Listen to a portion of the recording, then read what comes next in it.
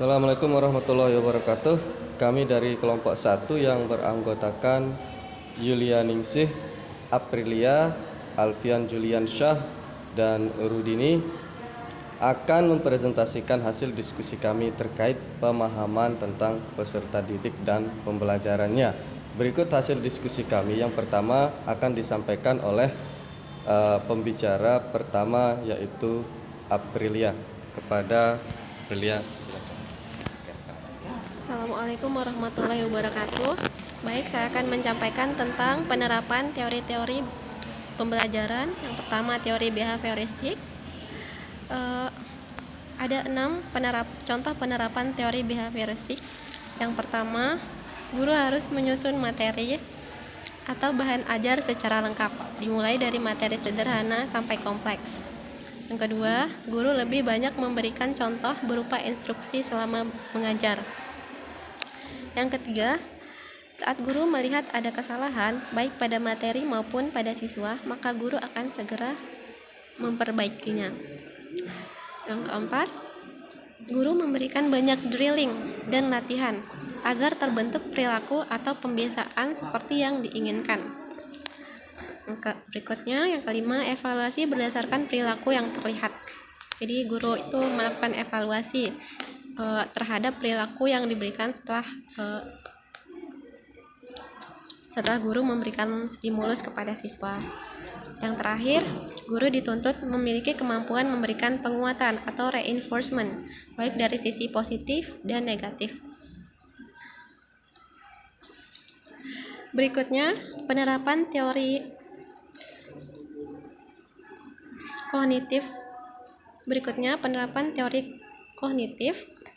di mana contoh penerapan teori kognitif ini yang pertama adalah guru meminta siswa untuk merefleksikan pengalaman mereka melalui pembuatan jurnal atau laporan harian tentang kegiatan apa saja yang mereka lakukan.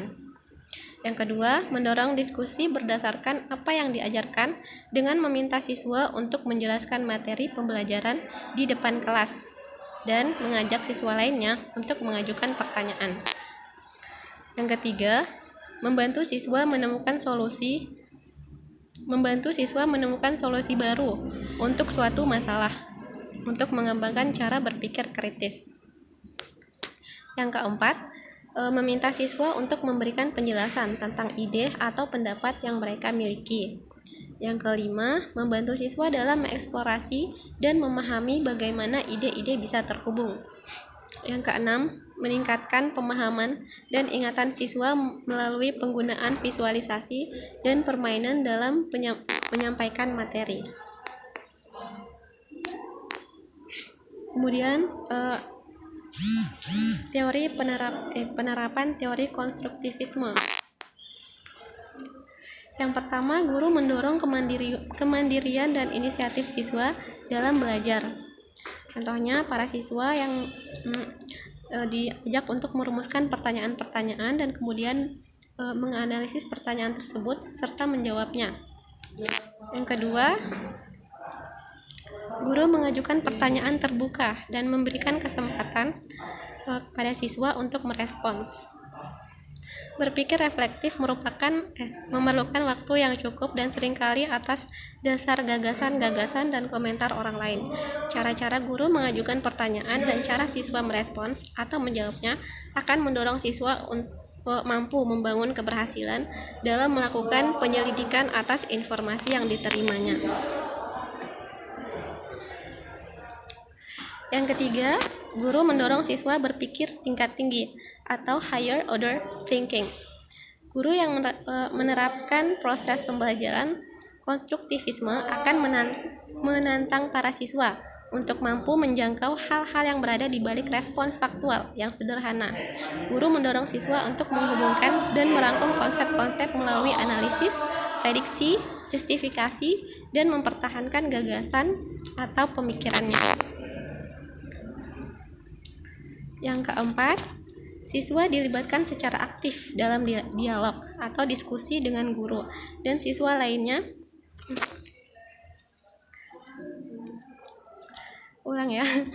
Siswa terlibat secara aktif dalam dialog atau diskusi dengan guru dan siswa lainnya. Dialog dan diskusi yang merupakan interaksi sosial dalam kelas yang bersifat intensif sangat membantu siswa untuk mampu mengubah atau menguatkan gagasan-gagasannya. Jika mereka memiliki kesempatan untuk mengemukakan apa yang mereka pikirkan dan mendengarkan gagasan orang lain, maka mereka akan mampu membangun pengetahuan sendiri yang didasarkan atas pemahaman sendiri. Jika mereka merasa nyaman dan aman untuk mengemukakan gagasan-gagasan mereka, maka dialog yang sangat bermakna akan tercipta di dalam kelas.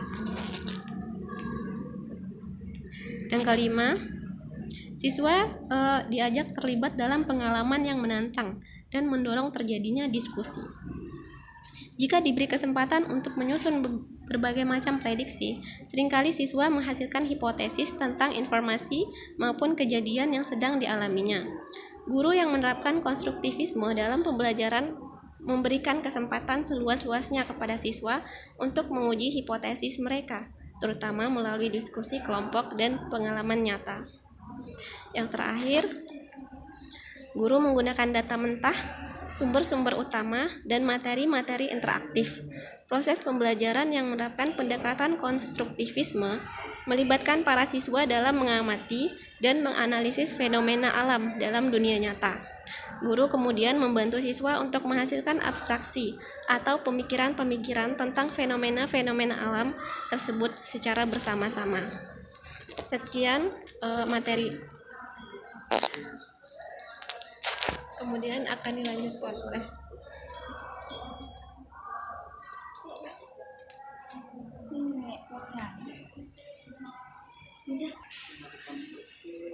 Baik, terima kasih atas penjelasan dari materi yang sebelumnya. Sekarang saya akan melanjutkan ke model pembelajaran konstruktivisme. Secara umum, baik saya jelaskan pengertiannya dulu. Yang pertama, pengertian secara umum model pembelajaran konstruktivisme itu salah satu teknik pembelajaran yang berpusat di peserta didik. Itu salah satu cita-cita negara juga. Selanjutnya saya akan menjelaskan ciri-ciri model pembelajaran konstruktivisme. Yang pertama itu satu, proses top down, pembelajaran kooperatif, generatif, pembelajaran dengan penemuan, pembelajaran dengan pengaturan diri, dan scaffolding. Adapun langkah-langkah dan metode pembelajaran konstruktivisme, yang pertama adalah orientasi. Pada fase perkenalan atau orientasi ini bertujuan memberikan kesempatan bagi siswa untuk memperhatikan dan mengembangkan ide-ide dari topik materi yang akan dibahas. Yang kedua itu elisitasi. Apa yang dimaksud dengan elisitasi? Elisitasi merupakan fase di mana siswa bisa mendiskusikan ide-ide dasarnya dibantu oleh guru melalui presentasi. Yang ketiga yaitu rekonstruksi ide. Rekonstruksi ide yakni mempresentasikan atau mengkomunikasikan hasil dari temuan yang telah dilakukan oleh siswa. Dan terakhir itu review. Siswa bisa mengaplikasikan pengetahuannya ke dalam kehidupan sehari-hari. Adapun model-model pembelajaran konstruktivisme yaitu pembelajaran yang bersifat penemuan atau discovery learning, seperti pembelajaran kooperatif itu termasuk dia model pembelajaran konstruktivisme.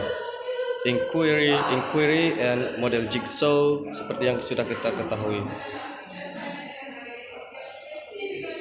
Adapun kelebihan dan kekurangan dari model pembelajaran konstruktivisme, yang pertama, kelebihan model pembelajaran ini dapat memberikan ruang bagi siswa untuk bisa mengungkapkan pendapatnya. Jadi kalau dikaitkan dengan IKM atau kurikulum merdeka ini sudah cukup sesuai ya, karena pergerakan atau motorik siswa itu lebih bebas. Itu kelebihan. Yang kedua, melatih kemampuan critical thinking dari siswa. Yang ketiga, dengan pelajaran konstruktivisme membantu siswa untuk mengembangkan pemahaman konsep secara lengkap. Itu kelebihan. Adapun kekurangan, di mana ada kelebihan pasti ada kekurangan dari sisi sesuatu.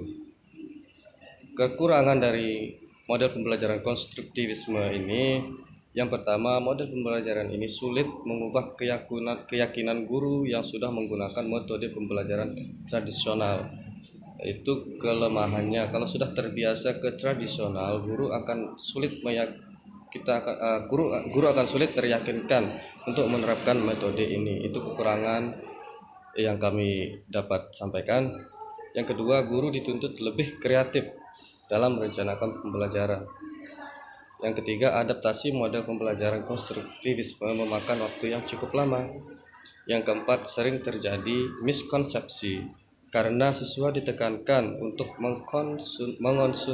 mengkonstruksikan sendiri pengetahuan mereka, sedangkan pengetahuan siswa seringkali berbeda dengan pengetahuan para ilmuwan.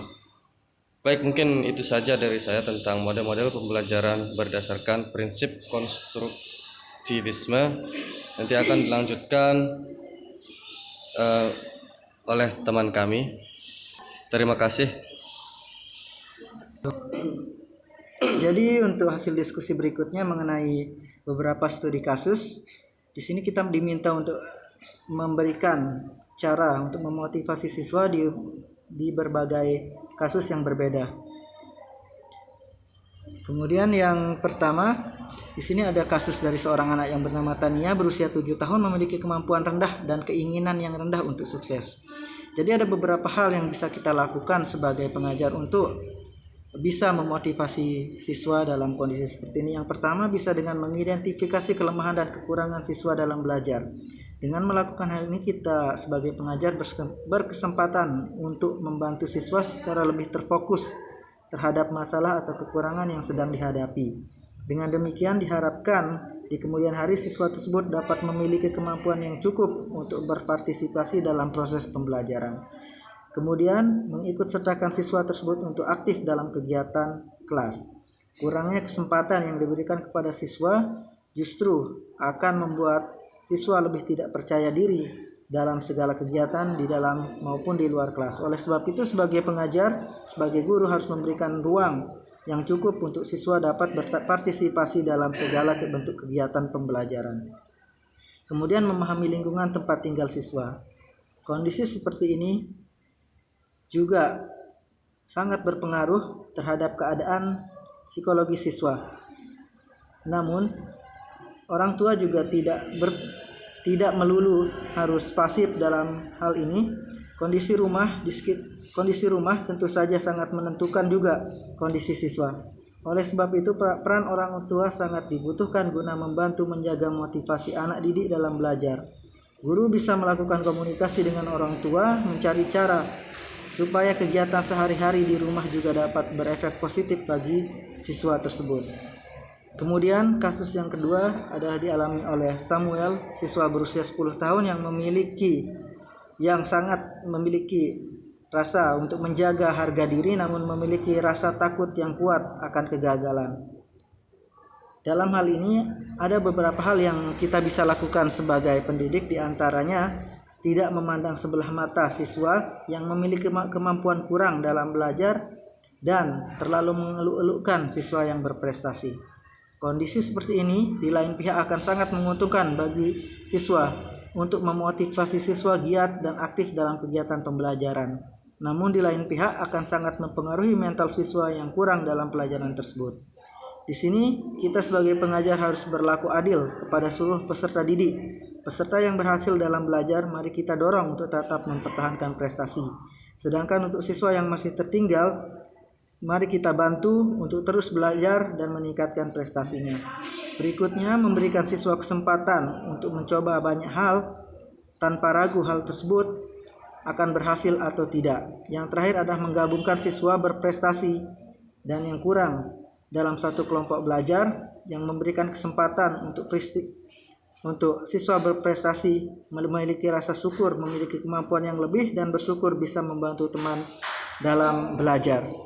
Untuk materi terakhir akan disampaikan oleh rekan saya.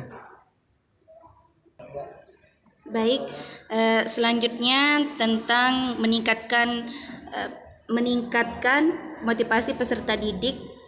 Yang selanjutnya Sandra 13 tahun yang tenang dan suka meremehkan kemampuan siswa lain. Nah, kondisi seperti ini memang sering kita temui di dalam kelas. Adapun beberapa cara yang bisa kita gunakan untuk meningkatkan motivasi belajar dari seluruh peserta didik yang ada di kelas tersebut dengan menerapkan penerapan dari teori behavioristik. Yang pertama, guru lebih banyak memberikan contoh berupa instruksi selama mengajar.